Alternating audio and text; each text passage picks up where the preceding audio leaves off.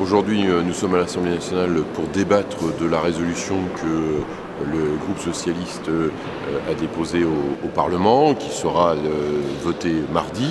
C'est un moment important parce que finalement on constate deux choses aujourd'hui. Un, une situation qui s'aggrave au Proche-Orient. On voit qu'entre Israël, les Palestiniens, c'est beaucoup de tensions. Les populations civiles souffrent des deux côtés. Et ça depuis que des jeunes Israéliens ont été enlevés, avec des mesures de rétention avec un jeune Palestinien, etc. Donc on voit à nouveau une phase de tension. Et face à ça, on a vu un certain nombre de pays européens bouger. Donc le gouvernement suédois a reconnu l'État palestinien. Le Parlement britannique a adopté une résolution à peu près de même nature que celle que nous allons adopter mardi. Le Congrès espagnol également.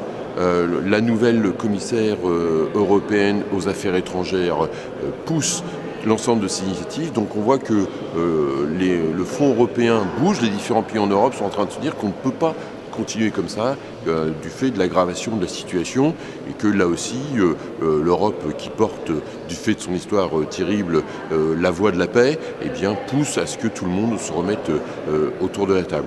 Et je crois qu'il y a eu une parole forte qui a été dite par Laurent Fabius, le ministre français des Affaires étrangères, il y a 2 jours. Il a dit l'État palestinien, c'est un droit, c'est pas un passe-droit. Je crois qu'on est pleinement dans cette situation. Donc on a envie que la voix de la France porte et qu'on pousse tout le monde à se remettre autour de la table. On ne peut pas continuer comme cela à avoir cette situation conflictuelle, de guerre, de tension, de tuerie qui peuvent exister aujourd'hui entre les Israéliens et les Palestiniens.